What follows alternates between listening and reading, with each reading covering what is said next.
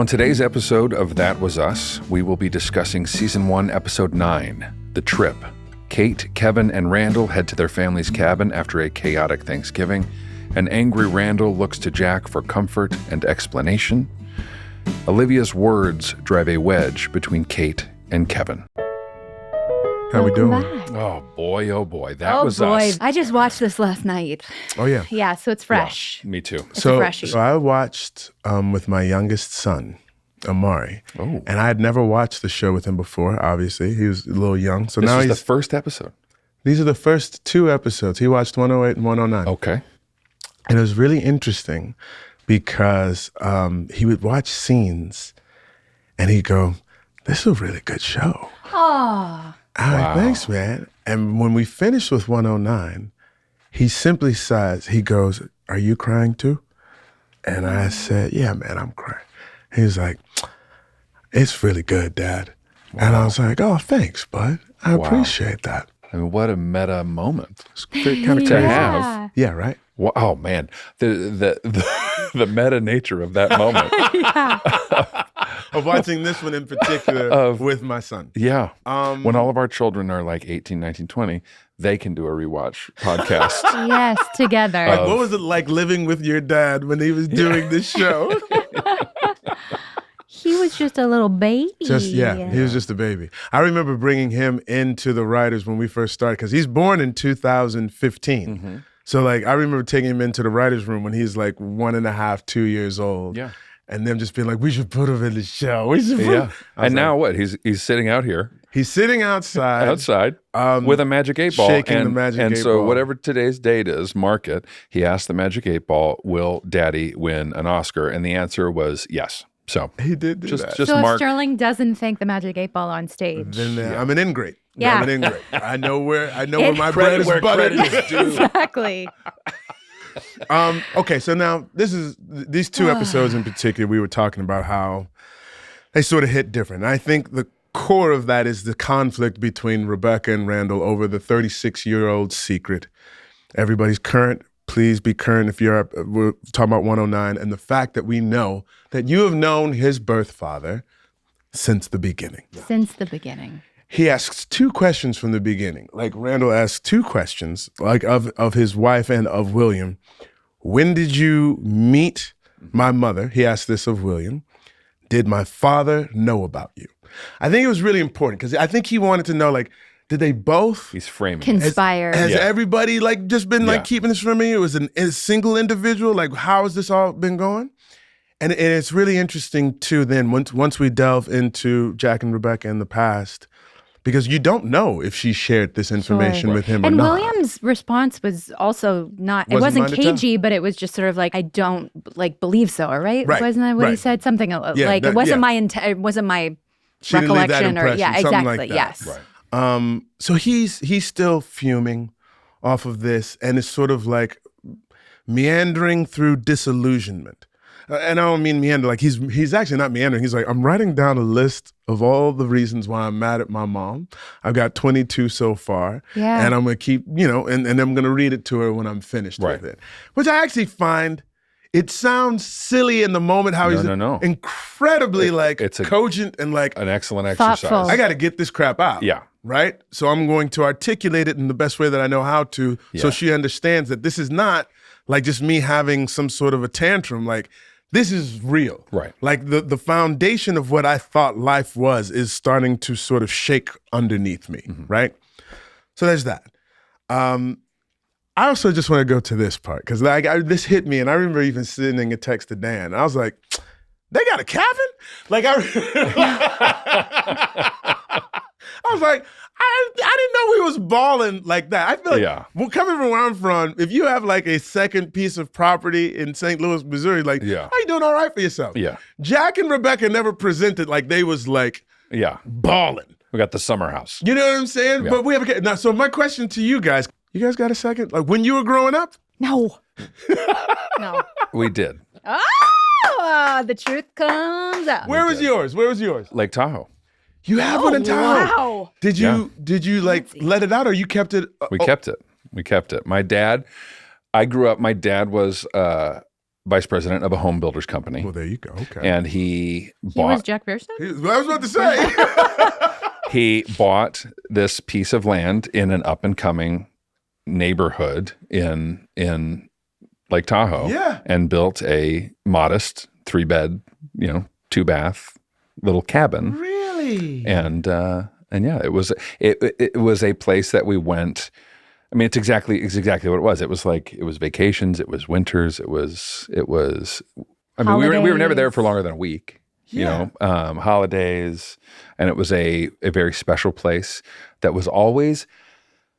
It feels magical, and I think the cabin in this show feels magical, right? Yeah. Because it feels like it exists in this floating place, in and out of time. like Yeah. it's just in and out of time, and it's like they would say in this episode, it's quaint and it's perfectly American, and and it also feels like, okay, if we're going there, all of our worries, all of our family worries, all of our there's no fighting at the cabin. Sure. Yeah. There's no arguing at the We leave cabin. it behind. There's no homework at the cabin.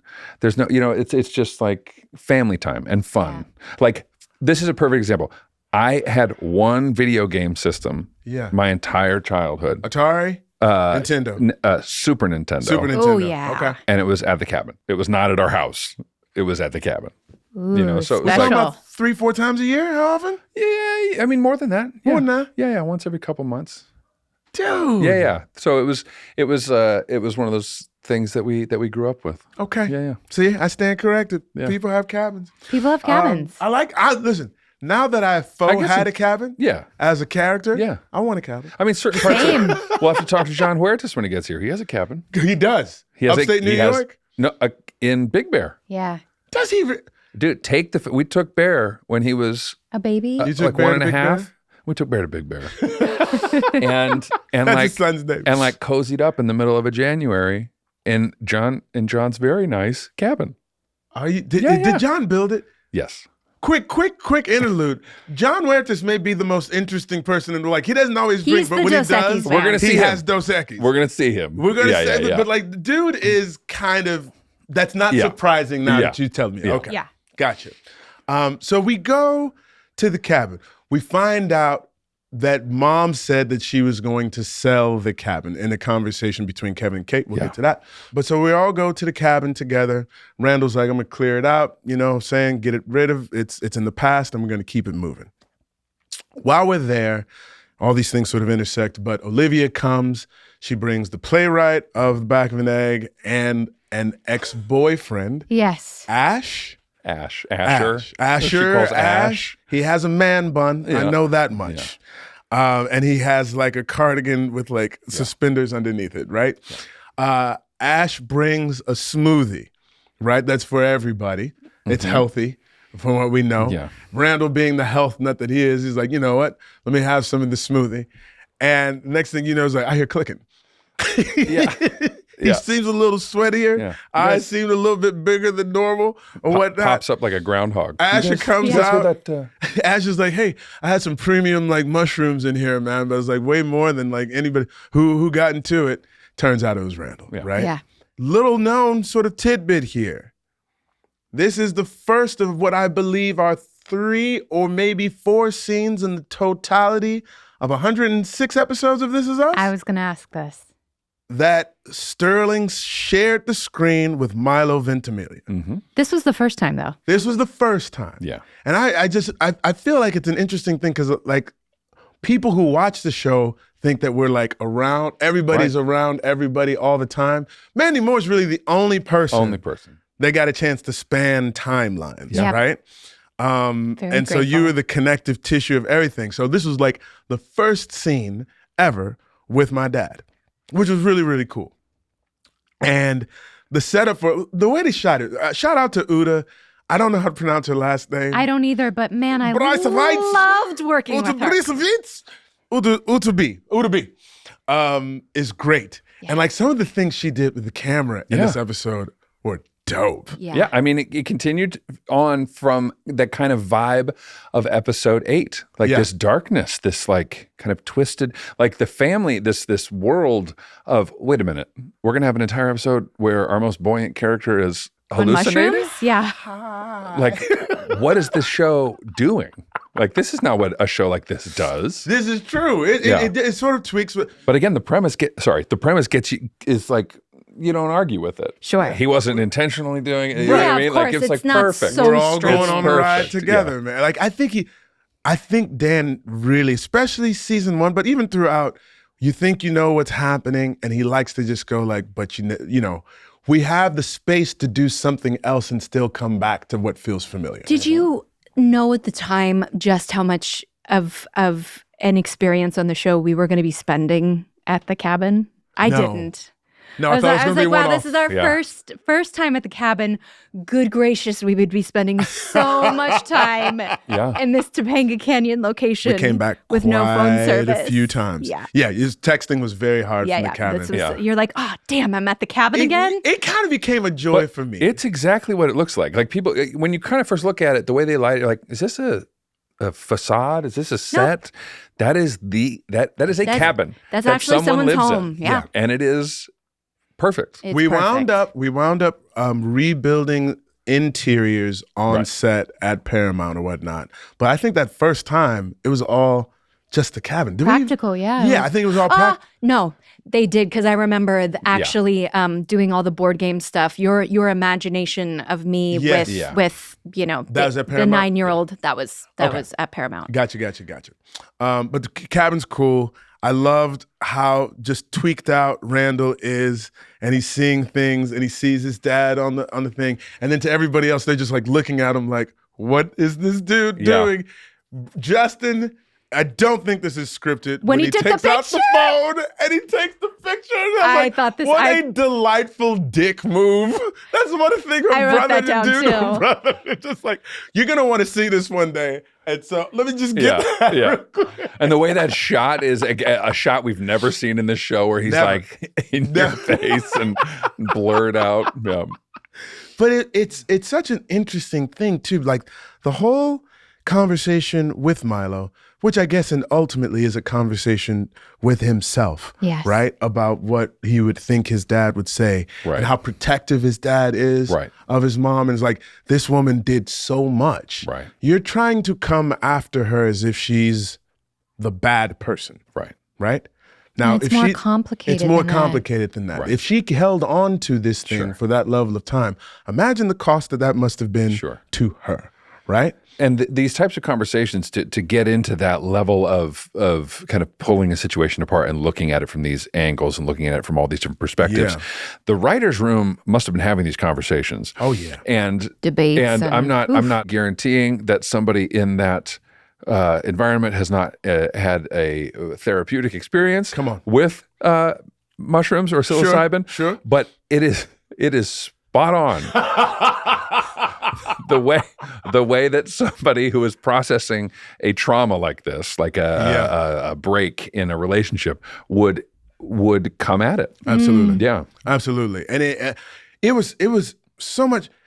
What I enjoyed. Well, first of all, this was my first time working with Milo, so it was really funny because like I would do a scene and I'm sort of used to how things are going, and I would do a scene. Nice one, Sterl. I was thanks, man. Like each time, good one, Sterl. And I was like, thanks, man. That's what it's like to work with Mike. Thanks, Dad. Yeah. I was like, I'm A lot of big boy positive now. affirmation. It was so much fun. I was Yeah. like, he's gonna tell me I did a good job every time, and each time I would say, "Thanks, Mike. I appreciate it." I will tell you that for anyone listening that this is another thing with actors. Yeah. Like, I need that once in a while. I'll take it. because I'll take it. because I'll take the pat I'll on the take it back. from anybody. Yeah. I'll take it from the sound guy. I just did a movie where the director was not terribly effusive. Sure. And the work for me was a little complicated and bizarre. Yeah. And I was like, I don't know, I'm floating a little bit here. I could use a little grounding. Yeah. And I never heard peep from him about, was that Was that okay? what you asked for? Like, I don't. Sure. But the sound guy, I think he knew it because he would come up to me and be like, Nice. he'd be like, that was really great. That was really It's- And I was like, thank you. Let me tell you, Thank you. when you get crew to say something, Yeah. it does. Like if Yeah. if the cameraman comes up to you and is like, "Hey, man, that scene," Yeah. because if they're the Oh, it person means that's like so right much there, more than Yeah. anybody. it's you're like, Yeah, yeah. appreciate you, bro. Yeah. Like, thank And you. it helps to just say it Wabi Wab and I talked about this early on in the podcast forum. I'm like, I just need you to know that my love languages are words of affirmation and grounding touch. And he responded, "You're doing a great job. And thank you." And it's like, that's it. But sometimes you just have to ask for it. Absolutely. Oh, I'm a quality time girl. Nice. Quality time. Quality Nice. time. Nice. I like grounding touch. I love words of affirmation. Yeah, those. I think it was similar. We go through that, and I remember shooting the scene with you guys playing Monopoly. And like he's got his list of 22 things or whatnot. Because you guys are the ones who have to do the acting. Because Brown/Randall's just like, yo, I got this stuff to say, and you guys have to continue Playing the whole the game. thing. The kids That are so scene- good. That good. scene, golly, blew me away. It Blew me away. The I was invisible, watching like, oh man, it was so painful to see you having so much fun. Yeah. The contrast of it, and Yeah. you being like trying to reach through time Yeah. to get to her was just like, I'm telling you, we'll get into all this stuff, but this was the episode where I wasn't just like, oh, single tear. I was like, same. Yeah. like on my couch alone, hyperventilating. Also, this was another moment for me just to shout out to our music supervisors, the Calvary Cross by Richard and Linda Thompson. I Yeah. love this song so much. And it Yeah. was just that in that particular scene, I was like, woof. Yeah. This like really Yeah. made that scene so much more impactful. But I remember shooting it too with you, Sterling, and it was hard to like kind of keep my focus in the scene and having fun. And like, especially in that moment where I'm just like looking back at the family and kind of smiling and at I'm the standing end. there, Yeah. you looking past me. I was like, God dang it. Yeah. Just smiling, happy, like, let me take in this perfect moment with my family in the cabin. There's a moment in the scene there's playing Monopoly, and Lonnie goes to roll the dice, and I try to pick up the dice from him before he gets them, and I get to say, "Damn it, Randall!" Yep. Yeah. That's exactly what that experience would be like. It's like Yeah. playing a board game with yourself. Yeah, and so then we go through that, and like and Dad comes back and is like, "You feel any better?" He's like, "No, because I want her." He says at one point, "I want her to feel as hurt as I do," or he says something to that level. This is one of those lines where you say it, I want her to feel as much pain as I'm feeling. Yeah. And you say it almost with a smile on your face, but it is not maniacal. No. It is not vindictive. It is not vengeful. It's like it's this bizarre combination of, I need you as my mother to understand what I'm feeling. Yeah. And I was just On a primal on the level. couch, like, oh God. Like the way you delivered it and just, all of it, you through the glass, and it was so just this honesty of like, here's what I need. Well, and to take it back, like juxtaposing with, we open this episode with Rebecca and Jack really grappling with, Randall obviously wants to figure out his origin story, Right, understandably. And Rebecca, tongue. with the tongue at the grocery looking for store. his parents. And Rebecca is effusive in her defensiveness of like, we're his family. Yeah. We're enough. Yeah. And, like, why are we going to even open that can of worms? And Yeah. Jack is pretty relentless about it in a It way is that's interesting. Yeah, he's just sort of like, this is what my boy needs. Yeah. And he's trying to find different avenues. And you see them with Yvette later on. And And he's it's all like, valid. it's all valid, totally. yeah. And understandable for Rebecca, as we Yeah. come to find out too. And Yvette's like, Jack's like the mailman and all these different, men that I've. Basketball, mailman, something else. And Yeah. Yvette's like, have you correlated the fact that like these are black men in men that his he life and he sees. sees himself in, and Yeah. and maybe that he's questioning whether or not they could be related. Right. And Jack and Rebecca have this like pretty frank discussion at home. And it's sort of piecemealed out throughout the episode where you get to see sort of the culmination and what it kind of leads to. But again, Rebecca is really steadfast in her belief of like, no, like we don't need to sort of go down that avenue. More That Was Us after these words from our sponsors.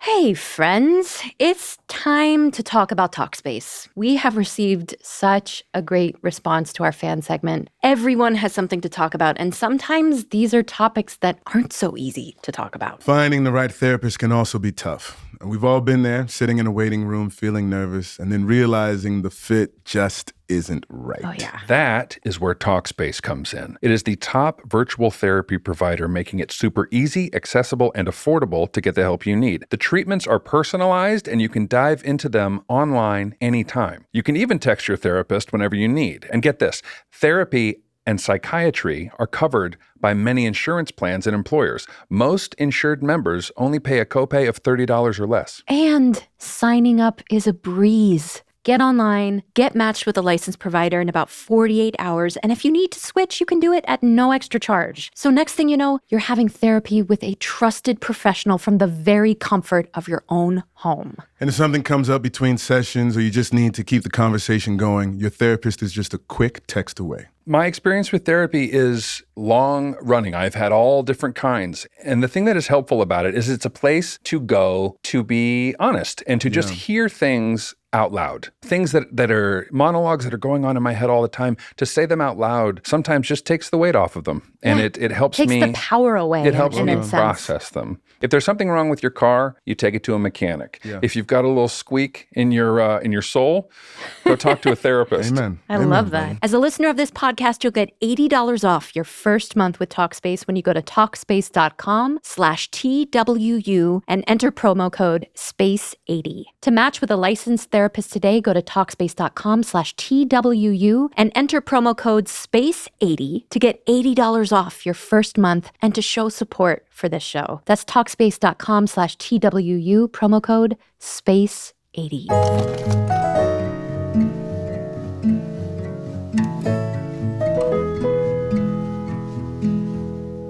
Was it off of this conversation or even beforehand, like that you've gone and you've sought out William? Yeah, we see this again. We see Rebecca go find William back at the apartment that she last had a conversation with him when Randall was days old, Right. a baby. So 9 years. Yes, it's been 9 years. It's been 9 years. Yes. So this is the second time. Yes. Correct. And I think she's going to satisfy her curiosity and also to make her comfort herself in her decision of like, this is the right choice. We are not gonna, I don't feel like we necessarily have to go down this avenue, but I think she's sort of going to sort of like put a period at the end of this sentence, right? Yeah. So she's like, I'm going to go and prove to myself by visiting William. He's not in a good place. I'm sure he's still probably Using. he's not in the right frame of mind to have a child in his life, and I'll be able to use this as ammunition for myself to know that I'm making the right decision for my family. Right. And of course, she finds William, who has 5 years sober. Yep. He's working at a music store. Yep. He seems like he's completely gotten his life together. He's in NA. Yeah. And you see throughout the course of this conversation, you know, he asks about his boy, and I can tell that it sort of... He says, my boy. My boy. And the way that hit you. Oh, It hit me. it that hit way. me when I was watching it Yeah, too. yeah, Just as a yeah. human, My I'm boy like, wants oof. to meet me? Yeah. And And- you're like, this is my boy. Yeah. Yeah. And, you know, he starts getting well, first of all, he asks about Kyle, and she's like, oh, his name's not Kyle. We actually named him after Dudley Randall. And you Right. could tell how He's that hit smart. him. Yeah. And Shout how out to much Jamel. Yeah, Great. shout out to he- Jamel. Beautiful. Of all the people who play younger versions of characters in the show, Yeah. his heart and they line up so perfectly. Yeah. indeed. There's a softness to him Yeah. as there is to Ron. Yeah. That like he brings to life in such a like visceral way. It's Yeah. beautiful. I loved working with Jamel every Yeah. time we got to do that. But you can tell Rebecca is rattled. This is not what she expected to find. This is not part of the plan. And at the first opportunity she sees to sort of let herself out of that apartment and that situation, she takes it. Yeah. He's down getting papers together or And whatever she's it out of is, there. wants to pass, and turns around. Well, she's trying to tell herself that what she's doing is right, and the show is trying to give the audience a reason Yeah. why? And it's like, ooh, well, this makes it harder, and I'm still not and there throughout yet. the course of the episode, we cut back to Jack and Rebecca having this conversation, and you start to really understand from her perspective what is at stake. Right. Yeah. Jack doesn't think all the way through, and she's like, look, there is no paper trail. Right. There's no Right. I know, you don't know, but like there is a man who is dying to have a relationship with this boy. What if we let him into our lives? And like, I'm sure this is all what's like cycling through her head, and he's able to form this relationship and this bond, and then he wants his kid back. And like, it almost feels like the beginning of worst case scenario. Right? Yeah. Yeah. Yeah. Yeah. And it's unthinkable. Yeah. That is a no-fly zone. She can't go there. And, so her reasoning for Jack is like, we have to be enough for him. Yeah. We have to be enough for him. Yeah. Yeah. And that is what I think she's just trying to impart. And the delivery that got me, that the delivery that turned my heart from, was this the right decision, to, no, this is the way it had to be. This does not diminish Randall's reaction to it, but this is the way it had to be, was you saying, I cannot lose my son. Yeah. Yeah. And when you said it, that I got it. Yeah. I was like, that's it. That there's no other way that this could have gone. Yeah. So, okay. I want to tie these present and past threads together. First of all, shout out to my wife, Ryan Michelle Bethay, who plays Yvette, who was able to sort of like say to you guys, like, look, first of all, number one, everybody can do this, right? Yeah. I don't think that's rolling your tongue. I think rolling your tongue is... Yeah, being able to do like a wave with your tongue. This thing, This is our clip. Make sure we get this for the internet. This is our social clip. This is for YouTube. Get this for the TikTok. Oh, no. It's like that, no? I don't know what the rolling is, but like everybody can do this. No, everybody can do it. So I can do it. I can do we may have gotten the everyone in this room can do it, but not everybody. I think Milo could probably do it too. I was like, Milo, you can do it. Yeah. He stuck his tongue out. He's like, I think he could do it. I think he can do it. I think everybody can do it. I think we need another thing, but just nobody called us on it, so we're fine. In fact, Milo, go ahead and send us a video of you doing it so that we can just to get the record straight. But there's this search for commonality and whatnot, and so then Yvette comes in and says like he's looking for himself in other black men, right, and just to see like a reflection of himself in the world, right? Because when you see yourself in whatever light, it sort of like helps to cement what is possible for you in the world. Mm-hmm. Like we all are relating to Randall as he is a person of endless potential and opportunity or whatnot, but he hasn't seen somebody who looks like him out in the world who sort of exemplifies the power of representation. You know what I'm saying? The power of representation. So you guys wind up taking him to this wonderful black dojo. At her recommendation. At Yvette's recommendation, with these very strong, wonderful black male role models, right? And this is where like Sarah Wareheim came up with this idea on our social media at the time for all of us to like get on each other's backs and like do these push-ups. So it was me, Justin, and Milo, and we're all like doing it. And it was a lot of fun. The men, we should say. Well, the strong men of our show. Because Toby wasn't a part. You didn't. No, Toby wasn't a part because we still. Oh, you guys weren't even together at this. Question mark. We're still broken up. Remember, that happens. Are we still broken up? Then I gotta go. I can't be this person Healthy for you. We'll come back to that, right? Toby hangs up and then goes, I feel like you should be more understanding. Right? I feel Anybody else agree? Like, I'm fine with phone calls. We can do a lot of phone calls. But I was saying, this is, again, I think this is also, and it's probably happened earlier, but we see it in 8, and we definitely see it in 9. Jack Pearson's he's that dude. Yeah. He's that dude.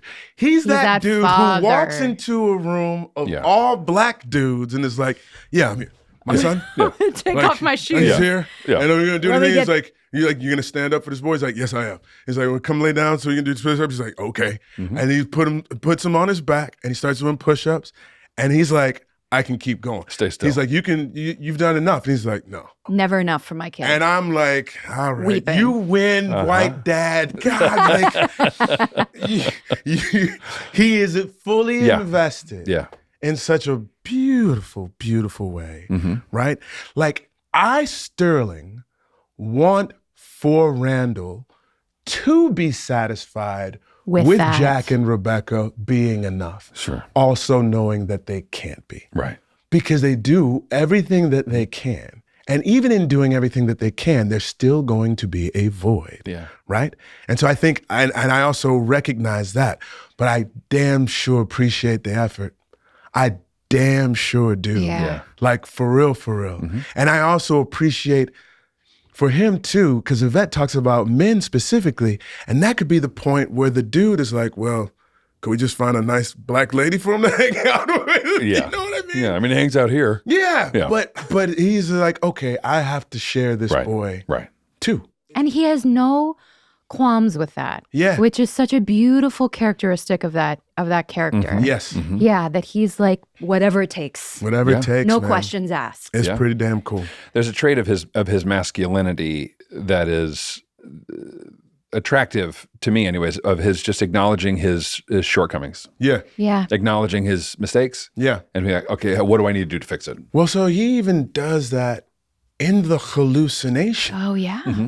He's like, you know what your mom's trying to do, man? Like, look at it. And so we go back from the game playing to looking through it, and she's just by herself, Don't look at it, look through it. trying to keep everything out, just trying to keep Keep it together. it together, keep everything safe. And like it just seems like there's constant bombardment of fracks and fragmentations that are possible that you kind of trying to like board up everything. And the in order to metaphor keep it that ready. hit me was all the things she was trying to keep out. One of the things she was trying to keep out was the grown-up version of you. Yeah, I Beating- know. Oh, Chris, you Yeah. just said a word, dog. I told you I was a mess. Wow. I was a mess. mess. She was trying to protect her family from your investigations, from you trying to get in and talk to them. And like, it was just like, it all hit me last night. It was intense. It was intense. Chris, did you watch this in an altered state? I Let's to put it ask. this way. My therapeutic altered states in the past Yeah, revisit me. understood. Oh, Understood. At moments when that mindset is necessary. Gotcha. interesting. Gotcha. And Last night was one of them nights. I got you. healing. I mean, it was healing, but it was like just all the different levels of she's trying to protect her family from disruption. Yes. Yeah. And that includes the current disruption. Even in that state, like there are different perspectives that you can have that can lead to different sort of insights. Because at first, Randall was only seeing and ignoring, or sort of like a denial of something. And then he was able to see what's behind it. Yeah. Right. Like, I'm trying to hold on to what I know and love and cherish and appreciate, and I don't want anything to take it away. So when he comes out of his thing, he's cleaning the gutters of the house. He finds one of his G.I. Joes. Wait. Do it. You do it. Wait, what? I know what you're going to say. No. Don't skip over the part. Don't skip over the Milo part where he holds you and says you were a fact. Oh, yes. You Face weren't in a choice. face in hands. With the face in hand, I was just like, no. You are Yeah. not a choice. Yeah. You are a fact. I'm gonna cry talking about it. It was pretty just cool. sort of like, whew. Yeah. Like, Thank you. You had to have needed to hear that. Yeah. Well, because As a man. Randall says, like, I'm a perfectionist. And the only reason why I try to be a perfectionist is because I want to be enough so that nobody has to give me away again. Ugh. And it's brilliant writing because these are the stages. These are the things you need to hear in the order that you need to hear them. Yeah. Okay, first, let's get this out of the way. Right. You are not a choice. The moment I saw you, you were my boy. Yeah. Right. You are a fact. Yeah. Yeah. Agreed? Yeah. And the two of you are like, okay. Yeah. Now let's move on to this. Sure. Now we can move on to the deception. Now you need to go in there and look through this. Yeah. And please continue. And see the bigger picture. Yeah, it's like Yeah. it's funny too because like you see Randall trying to escape it and trying to back and like the way that she cut it together, Uda and our editors and whatnot. I turn from one side and leave him and he's there again. I'm like, God, Yeah. man, what's try like he would not allow himself in this way to sort of like he's like, okay, even though I want to not deal with it, Yeah. I'm still have to deal with Yeah. it. And it was so loving because like it is also the beginning of an echo of this and breathing and you guys know what I'm talking about. Yes, right? yes. I think one thing that got left out, that G.I. Joe was supposed to mean something more. There was a scene because he pulls out Snake Eyes, and I remember Props asking me, like, did you play with G.I. Joes? And I was like, does a bear shit in the woods? Like, yeah, I played with G.I. Joes. And like, do you have a favorite G.I. Joes? And I was like, Snake Eyes. And so like, I pulled out Snake Eyes from the thing, and it meant something. But there was a scene that got cut earlier that sort of set that. Oh, it was one of the guys on the roof? One of the parachute guys? Yeah, it was one of the parachute things that came out of the roof. So Kevin and Kate come out and they're like, you okay, man? And they're like, yeah. And they say, well, you must not be so upset with Mom if you're, fixing the place up. And I'm like, I'm not doing it for her. I'm doing it for Dad. Mm-hmm. Because he helped me to a place of understanding. Yeah. So that last scene between the two of them, just hold on, I wrote it down. And the cabin, the cabin becomes a metaphor for repair and for keeping the family together. Yeah. Yes. And like the heart, it becomes the heart. It does. I mean, as we see in future seasons. Yes. It becomes this expanded family. Yeah. So we leave the cabin, and we're going to get back to everybody's storyline, but we leave the cabin. He comes and he sees his mom. Oh. And he says, you kept that secret for 36 years. That must have been incredibly lonely.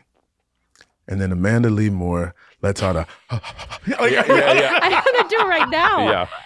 Watching that last night, I was just sort of like, I cannot think of a more generous thing for a child to give their parent in that moment of their pain and their processing of what someone has done to them, of what said parent has done to them, than to leave them with that sentiment. It just was like, it floored me. I'm like, this is why they have this relationship. Yeah. This is why they're so close. It is. But that wasn't the end. That wasn't the last part.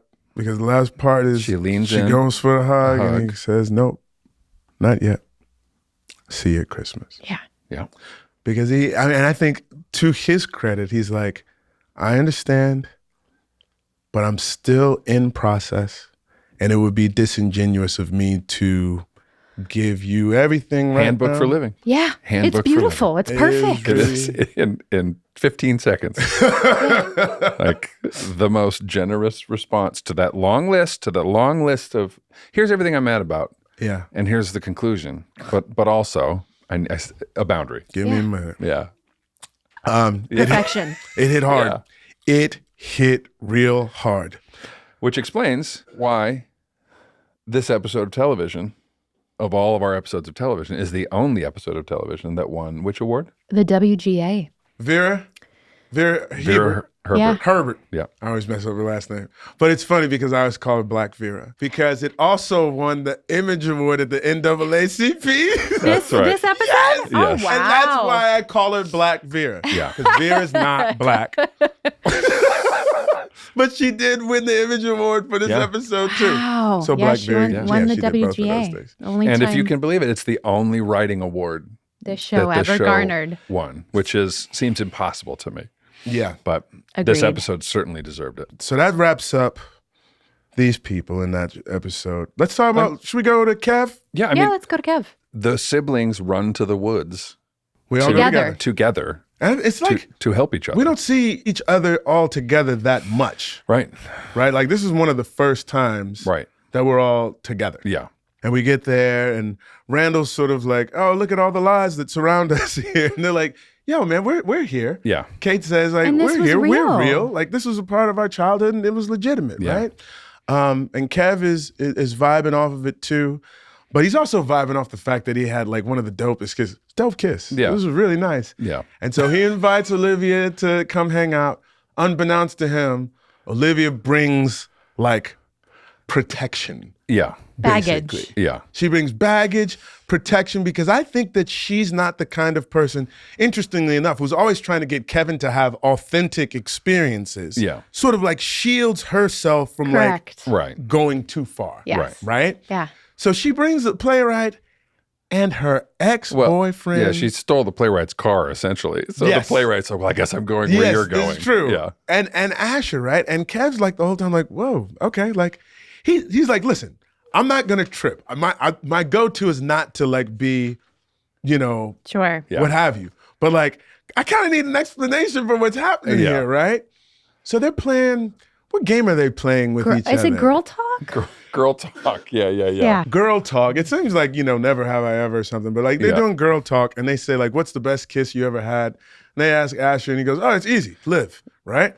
And Kev's like, Wait a minute. hold on now. I'm not so cool with this. This is not great. And he asks, does he ask what is the playwright? I know her real name. Sloane. Ask Sloane. Shout out to Milana Weintraub. Yes. Nice. And Nick George. And Nick George who plays Ash. Yeah. And she's like, yeah, they used to date or something like that. And you see him sort of wondering, like, why would she bring this dude here now to my family cabin? And he does so much as ask her that later on. And then he proceeds to, as we call within the culture, read her for points. Like he sort of breaks this chick down in such a fundamental way and says, like, you're the person who's always asking for something authentic or whatnot. Like, what we shared last week, that kiss was real. Yeah. Like that was beautiful. And now I think you find yourself so exposed and afraid that you don't know what to do with that. And I feel bad for you. I feel bad for you. And you see her face like, well, I guess it's time for us to go. Mm-hmm. And with that, she leaves. And that was that's it. it? I think she booked the show. And that's why she didn't come back. I'm pretty sure she booked the show. So like the writers were like, rest in peace. Yeah. Rest in peace, Kevin Pearson's first romance great. interest. Yeah. on she the was show. so delightfully complicated. Can we have some montage, like an in memoriam? We should have something like every time, For two every episodes, or every a couple time a love interest moves on, Yes. we have a little. he had A little montage in black and white. But it did also point at the possibility on the tree, because we have like Jack and Rebecca and we have the kids' names carved in there, and I think we see like a KP plus SB. Is that what it says? Mm-hmm. And although we may not have gotten the last name quite right, but that could have been like the first planting of a seed for a character named Sophie. Mm-hmm. Or Sterling Brown. Or it could have been me. Like Yeah. Sterling I think Brown it's- loves Kevin Pearson. Yeah. I do. So maybe we could tell people in television world what happens with character names sometime as to why we think this Sure. SB is. That could happen in such a Sophie. way that you don't know, and then you go to get the name, and then there's somebody else has that name, and so you don't have rights to the name. You can't get clearance and you don't for get it. clearance, so you have to change the person's name to something else. So if the character's name was like Sophie Becker, right, legal has to go and then clear that name There you for go. the show to use it. And Exactly. perhaps they didn't. right, And So they had to something change. changed Yeah. because her name is actually Sophie Inman. Inman. Inman. Yeah. Gotcha. So we think that this carving Yeah. on the tree is the throwback to Yes. an earlier Yeah. romance for So for all the people on Reddit, you got us. Okay, that's it. We made a mistake. Kevin. Please keep posting about us. She says something about him, Olivia, when she's having a conversation with Kate earlier about sort of the role that he plays within In the your family. Sure. And she sort of like really coolly says, like, he's not as simple as you think he is, but that's the role that you guys make him play in the family, right?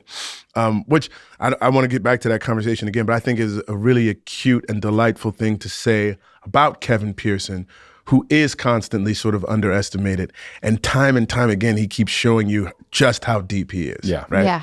That's Kev.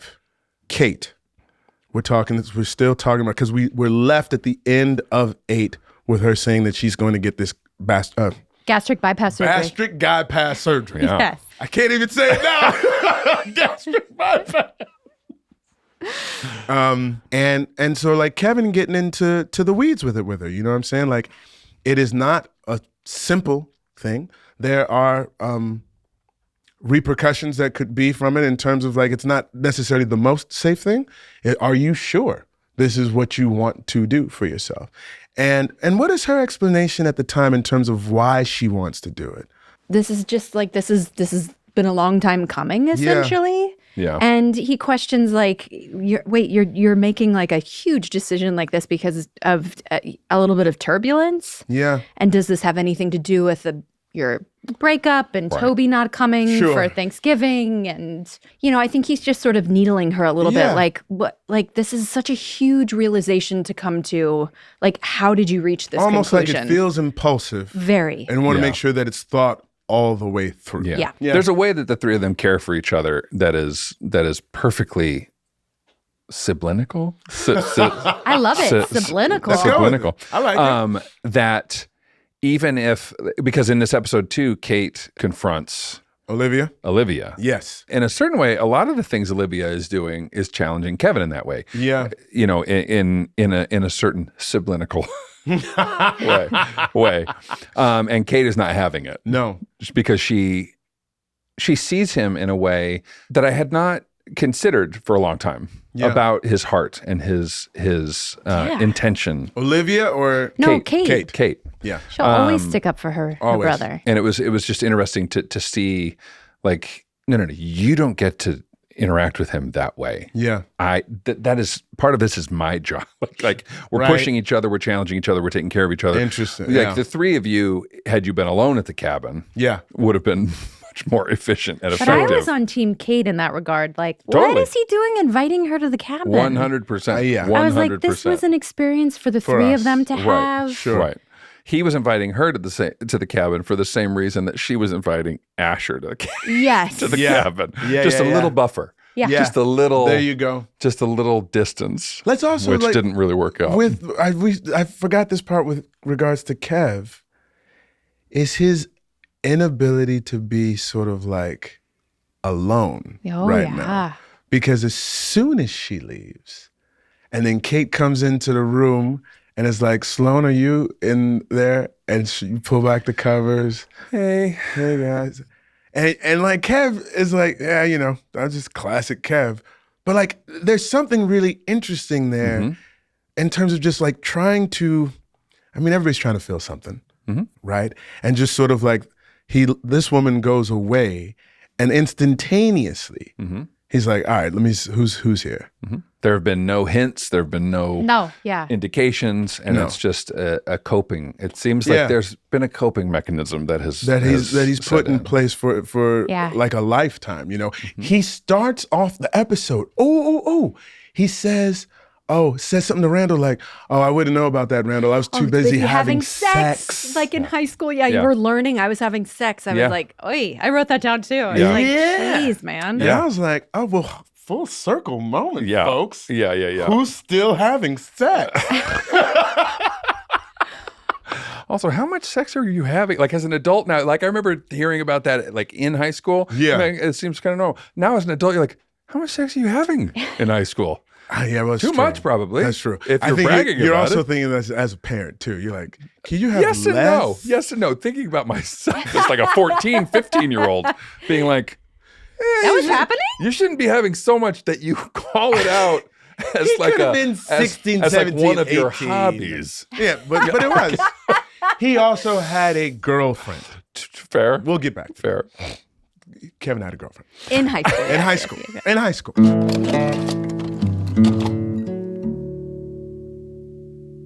So we're going to get to our fan segment. Yeah. And today we're going to talk a little bit about siblings. Yeah, seems appropriate. Love them, hate them, you got to put up with them or not. And what we as viewers will soon see is that through all their ups and downs and challenges, they stick together always. That's right. No matter what. So we thought it might be fun to take a look at the social media platforms and see what fans had to say about the big three throughout the years and what their stories brought up in reflection. We ready? And before we get to this, I want to point something out. Gang, I'm going to pass this around. I had a film premiere the other day, and a fan said, I loved your show, and I made this for you. Tell the folks what that says, bud. It says the big three. It says the big three. And I was at a film that had nothing to do with This Is Us or what have you, but it lets me know where my bread is buttered, sir. Because wherever I am, the reaction that you get from the fans of This Is Us That's very sweet. is different. It's different. I put the bracelet on immediately, and I was like, "Thank you very, very much." It is Love very that. striking. And I we're love talking. it. It's not too shabby, is it? Yeah. Talking about siblings, and we're all. Before we get to it, we all have siblings. Yes. I know. I'm going to say. So I have an older brother, older sister. I have a little brother, little sister, and I do love them very, very much. And it's interesting because my brother and sister are 14 and 12 and a half years older.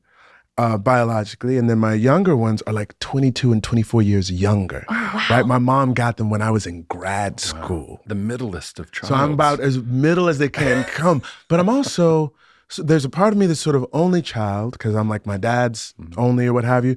I would never say that to my brother and sister. I love you, everybody. I love everybody, right? Sure. But it is one of the most complicated relationships in life because it's not one you chose, Right. per se.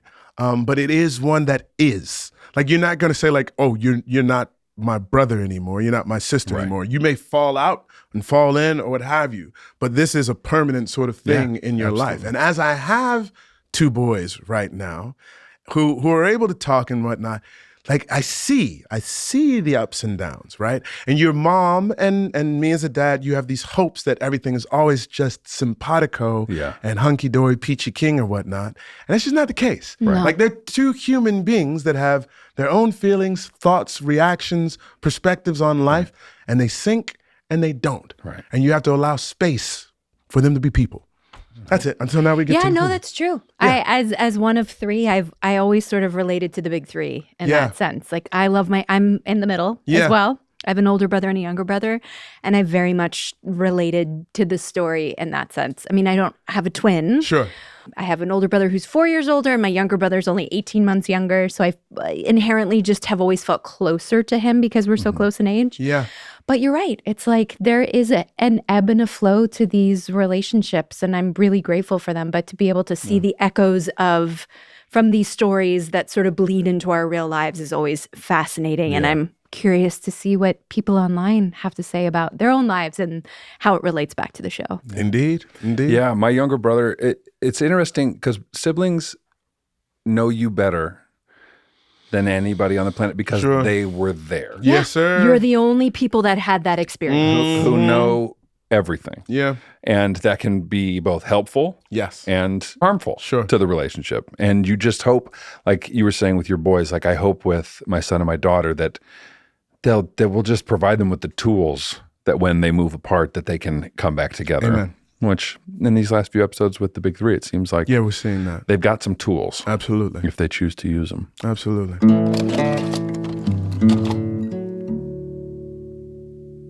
Are we ready? I'm ready. Ready. Let's put it up on the screen. Here we See go. what Here we have go. to say. Me and Dad said G. Next came me and Mom said we. Ugh, who knows the rest?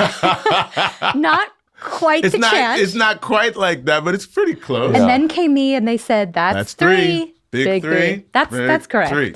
That's it. I have a sister and a brother, and I wish we had something as cute as Big Three. I have a sister and a brother, and a sister and a brother. We don't have anything as cute as the Big Three. You need Dan Fogelman to write something as cute for you. That's correct. Yeah. For the listeners, we're reading what we're looking at.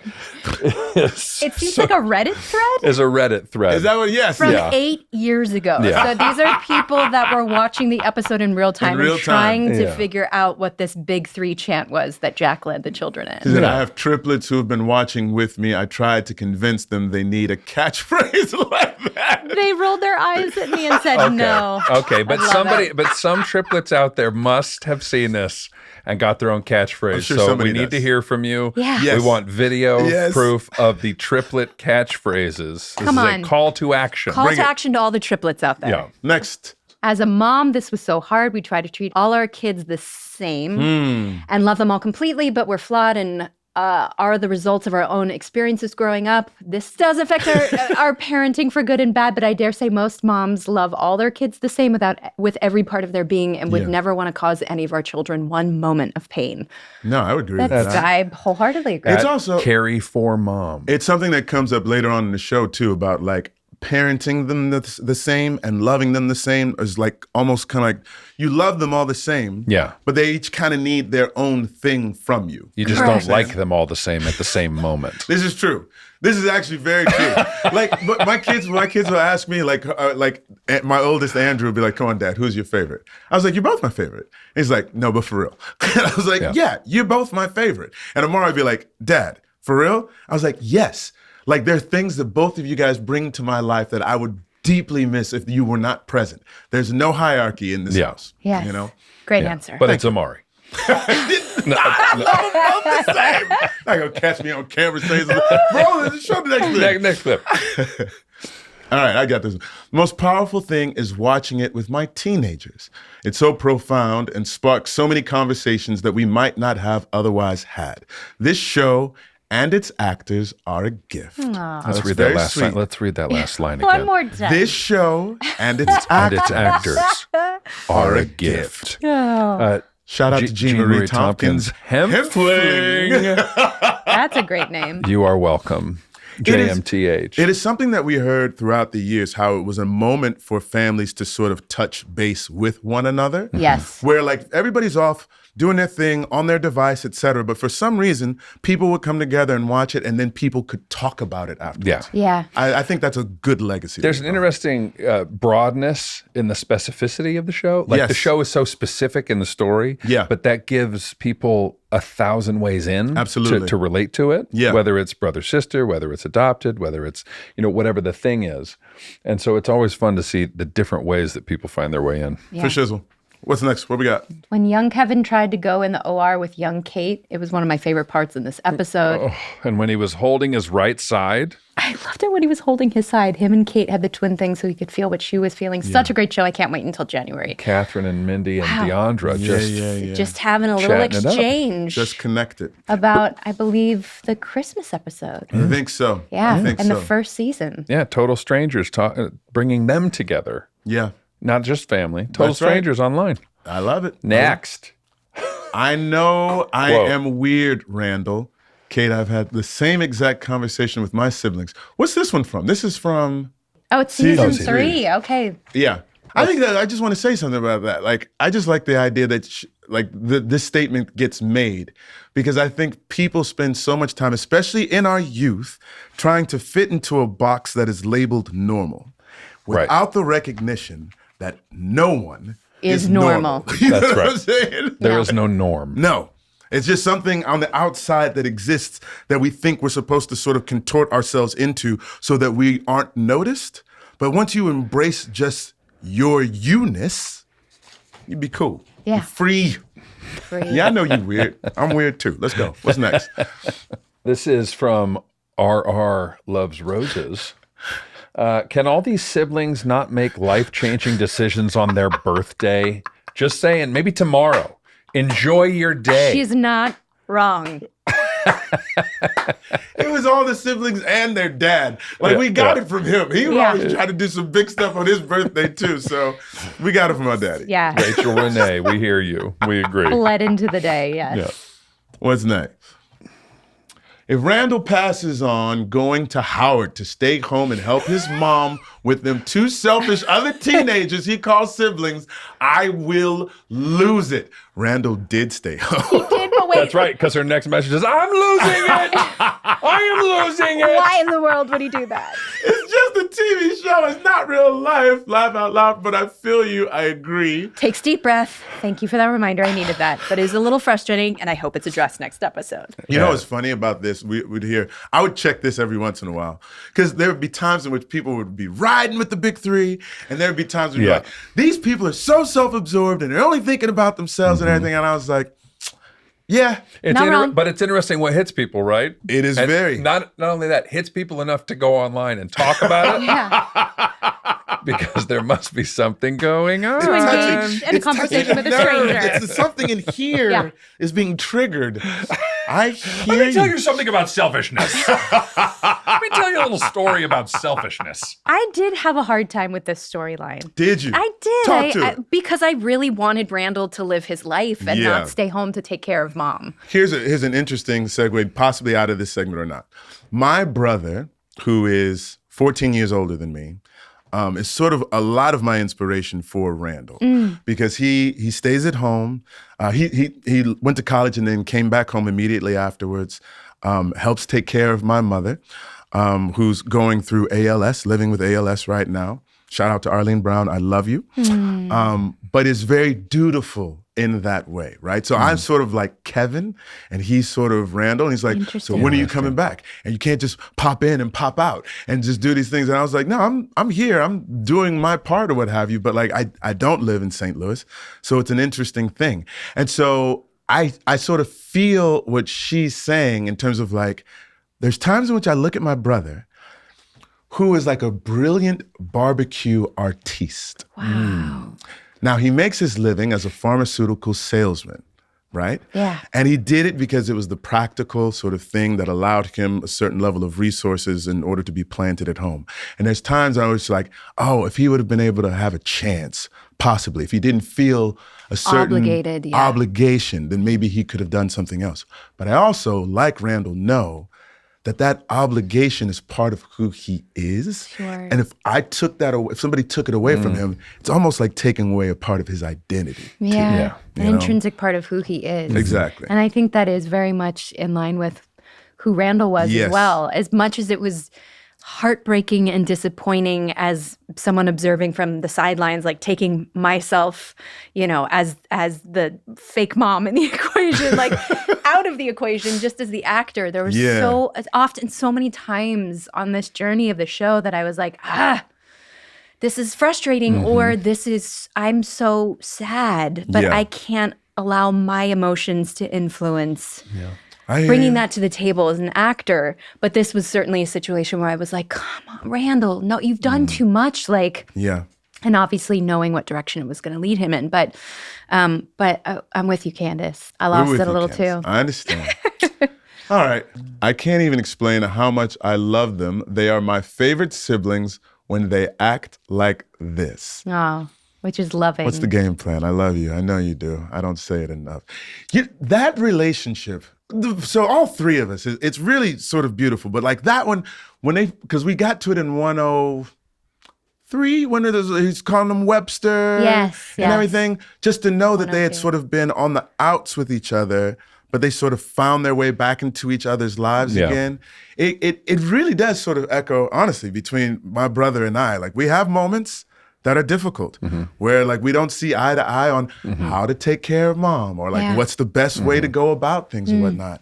And then we find our way back to like finding that common ground of like, all right, whatever it is that we're going through right now, we do love each other. We do have history with each other. And it's sort of like a grounding foundation that allows us to take a deep breath and be like, all right, you've got a knucklehead, but I love your knuckleheadedness. Yeah. And it reminds, this relationship with Kevin and Randall echoes a lot of me in mi hermano. Yeah. For sure. Well, it's just like seeped in love. Like, there's so much love underneath that like everything is built upon. That's the thing. We've talked about this before. The opposite of love is not hate. It's indifference. It is apathy. Yeah. It is indifference. So when you're just like, oh, I have a brother? Like, that's when you're like, oh, that's not good. Absolutely.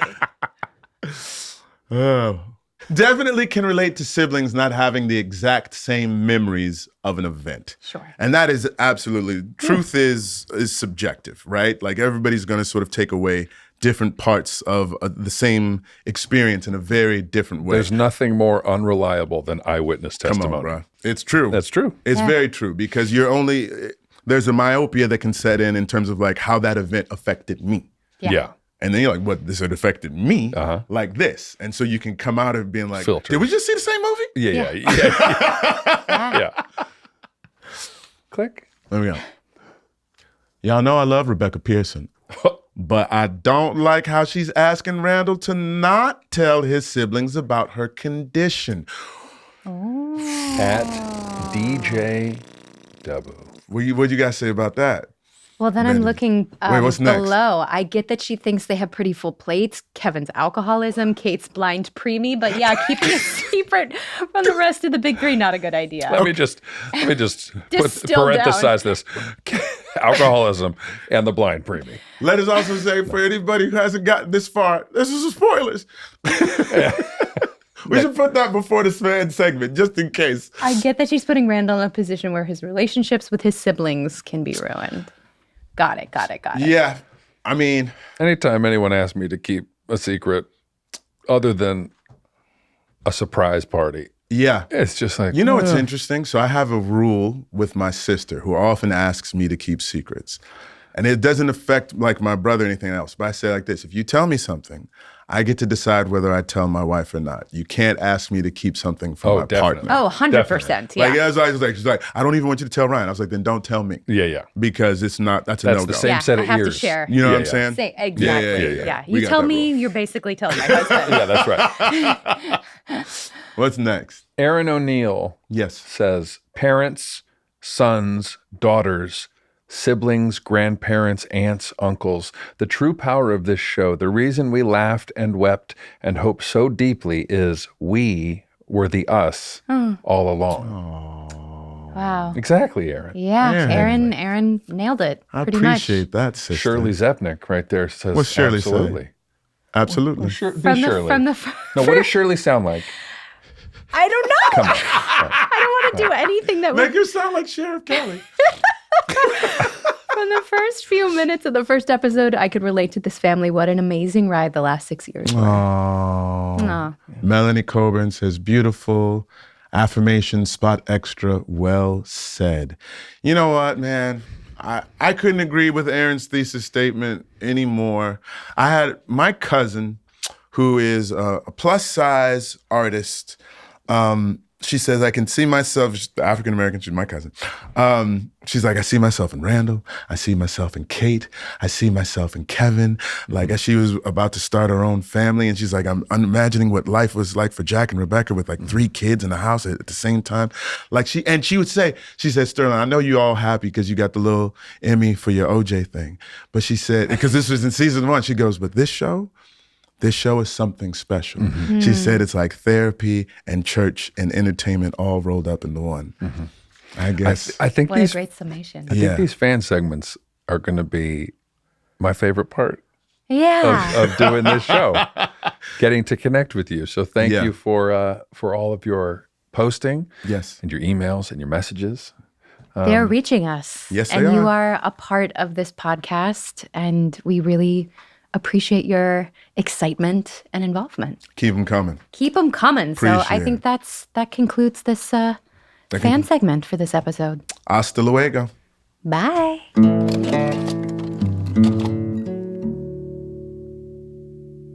Oh Got my it. gosh, an incredible episode of television, an incredible enjoyed it. fan segment. Yeah. Thank you for all of your messages, everyone. Greatly appreciate Yeah, it. you've been sending us messages. You've been calling our emotional support hotline. If you haven't left us a message, we would love to hear from you. Yes. That number is 412-501-3028. Or you can reach us at our email address, thatwasuspod@gmail.com. Not to be confused with AOL. Which doesn't exist. And if not you want to exist. support us, I know you hear it a lot on podcasts, but really subscribing, reviewing, leaving 5 stars, and spreading the word Yeah. to help us grow the show. Please. Patronizing our sponsors on this show. There you go. We believe in these people, and if you can use our codes and let them know that you support us and you support them, For sure. it all goes around. Yeah. So please do that, and we will keep bringing you these episodes. We'll have another one coming at you soon. It may be 110. It may be John Huertas. We'll let you know. Who knows? Who knows? Surprise, surprise. Keeping you on your toes. You guys take it easy. Thanks for joining us. Thank you. Bye-bye. That was us. That was us. That Was Us is filmed at The Crow and produced by Rabbit Grin Productions and Sarah Wareheim. Music by Taylor Goldsmith and Griffin Goldsmith.